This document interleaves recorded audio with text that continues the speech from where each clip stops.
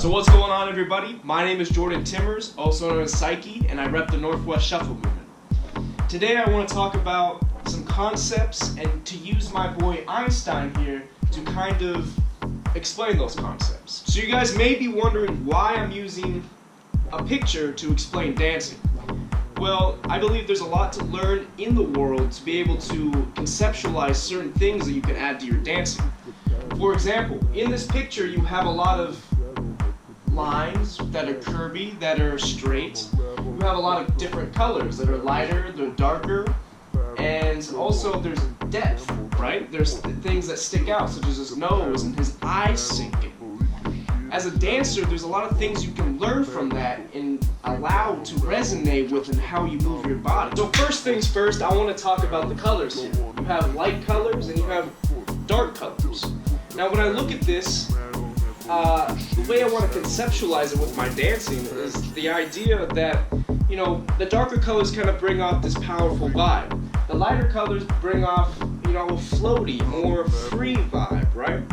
So when you're dancing, why not add a little power to your step, but then become a little more flowy up top, right? It adds that contrast with how you move. You can also go the other way around, right? You can be lighter with your legs, with your steps, but more powerful with how you move your upper body. Now, it doesn't just have to be that way. You can also add the two together and have a dynamic, a spectrum within your whole set. So I'll give you an example of this. When I'm dancing, and I'm going a little powerful and all that, why not take it down a little bit and get a little smooth and a little lighter. So the next thing that I want to talk about that I see within this picture is depth, right? When I see it, you see a background, you see a foreground, you see that his nose sticks out and his eyes are kind of sunken in, right? Well, how can you use that with your dancing? How can you look at things that, whether that's a picture or whatever that might be, your environment or whatever else, how can you use that to be able to create a whole space that you can now journey and dance through, right? So, I'll give you an example. When I first started dancing, I would go side to side a lot, right? Like the old Melbourne shufflers, because I was from the hardstyle era, right? Doing stuff like this and all that. Then there was a time where I would just kind of stay in a steady place, have it in my foreground and move and get down. Now, the way I think about dancing is to be able to use all of my space, to be able to use the dynamics of foreground and background to become a better dancer. So an example of that is when I'm moving around, I can also move forward, right? I can move in different ways, backwards, forwards, and things that have more of a depth. I create more space that I move into, whether that's sinking down and moving back up, or moving up and then sinking back down. So the last concept that I want to break down for you guys is when I look at this picture, I see a lot of lines, right? With his hair, you see a lot of waves, and with his forehead, you see a lot of kind of horizontal, straighter lines. Now, how can you have that within your dancing?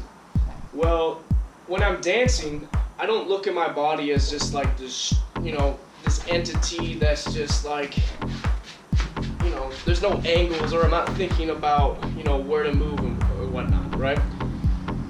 So for example, when I'm getting down, so say you do a simple running man, you have your running man, and you're just kind of straight, right? Why not get a little wavy with it? Why not send that down your body and become a little wavy? That's one way of looking at it. There's also ways that you can move your arms around that resonate with this picture. So for example, I can have straight arms, right? Even very straight. Or I can keep them very wavy.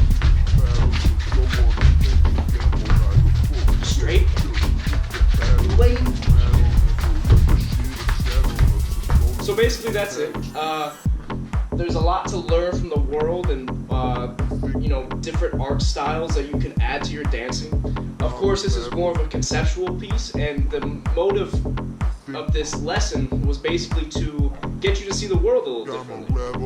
When I dance, I'm influenced by many different things. It's not just, okay, this is my foundation, this is a specific move that I can do, but more of, okay, what concepts can I add? What can I use in my environment, the world, and be creative with it, whether it's lines, the straight lines, the wavy lines, the power, the lightness, the depth. It's all intertwined. There's so many things that you can create and be creative with it when you're not so focused on constricted movements. So I want to thank you so much for chilling with Einstein with me today, and I hope that you learned something and that you can look at the world a little differently to influence your dance. You think I'm a rebel?